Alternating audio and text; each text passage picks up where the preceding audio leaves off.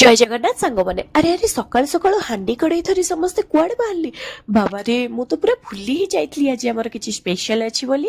ସେଥିପାଇଁ ସକାଳୁ ସକାଳୁ ଜମା ଡେରି ନ କରି ମୋ ଦିନଟି ଦୋସାରୁ ଆରମ୍ଭ କରିଥିଲି। ଆଉ ଭାଇ ଆମର ଏପଟେ ଦେଖିପାରୁଥିବେ ଚିଙ୍ଗୁଡି ଛଡେଇବାରେ ବ୍ୟସ୍ତ ଅଛନ୍ତି। ସତରେ ସକାଳୁ ସକାଳୁ ଭାଇମାନଙ୍କୁ କାମ କରିବାର ଦେଖି ଭାରି ଖୁସି ଲାଗେ। ଆଉ ଏପଟେ ମୁଁ ରେଡି ହେଇକି ପୁରା ଷ୍ଟାଇଲ ମାରିକି ବାହାରି ଯାଇଥିଲି ଯିବା ପାଇଁ। ତ ଆପଣମାନେ ଭିଡିଓଟିକୁ ଦେଖନ୍ତୁ, ଜାଣିପାରିବେ ଆମେ କୁଆଡେ ଯାଉଛୁ। ଆଉ ଏପଟେ ଆମର ହାଣ୍ଡି କଡେଇ ଡେକ୍ଚି ଯାହା ଯାହା ଘରେ ଥିଲା ସବୁ ଘର ସାରା କଳା କନା ବୁଲେଇକି ଭାଇ ଭଉଣୀ ମାନେ ଆମର ନେଇକି ତାକୁ କାର ଭିତରେ ଭରି ଦଉଥିଲେ। ଆଉ ଲାଷ୍ଟକୁ ସମସ୍ତଙ୍କୁ ପଠେଇ ଆମେ ଦୁଇ ହିରୋଇନ ବାହାରି ଯାଇଥିଲେ ଜାଗା ଅଭିମୁଖେ। ସେଠାରେ ପହଞ୍ଚି ସାରିବା ପରେ ଆମେ କାଳୀ ମାଙ୍କର ଟିକେ ପୂଜା କରିଦେଇଥିଲୁ, କାହିଁକି ନା ଆମେ ଯୋଉ ଲୋକେସନଟା ଚୁଜ କରିଥିଲୁ ସେଟା କାଳୀ ମନ୍ଦିର ପଛପଟେ। ତ ଏଇ ମନ୍ଦିରରେ ନନଭେଜ ବି ଭୋଗ କରାଯାଏ, ସେଥିପାଇଁ ଆମେ ପ୍ରଥମେ ମାଙ୍କର ପୂଜା କରିଥିଲୁ। ତାପରେ ଆମର ସବୁ ଜିନିଷ ପତ୍ର ରଖିକି ଆମେ କାମ ଆରମ୍ଭ କରିଥିଲୁ। ଦେଖିପାରୁଥିବେ ଲୋକେସନଟା କେତେ ମସ୍ତ ହେଇଛି। ବାଙ୍ଗାଲୋର ଭଳିଆ ଏରିଆରେ ଏଇଭଳିଆ ଗାଁର ଭାଇସ୍ ଦେଖିକି ସତରେ ବହୁତ ହିଁ ଖୁସି ଲାଗେ। ଏପଟେ ଆମର ସବୁ ଜିନିଷ ପତ୍ର ରଖିକି କାମରେ ଷ୍ଟାର୍ଟ ହେଇଯାଇଥିଲି। ଆଉ ଆମେ ଦୁଇ ଭୁକଟ ଟିକେ ପେଟ ପୂଜା କରିଦେଇଥିଲୁ ଯାଉ ଯାଉ। ନ ଖାଇଲେ କଣ ହବ।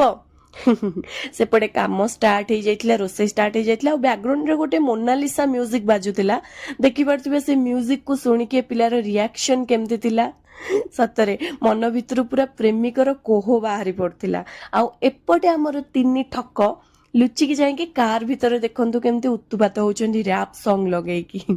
ଆଉ ଏପଟେ ଆମର ଦୁଇ ଭାଇ ବ୍ୟାଡମିଣ୍ଟନ ଖେଳିବାରେ ବ୍ୟସ୍ତ ଅଛନ୍ତି। ତାଙ୍କ ଖେଳିବା ଦେଖି ଆଉ ଗୋଟେ ଭାଇ ଆମର ଜୁମ୍ବା ଡ୍ୟାନ୍ସ କରୁଛନ୍ତି।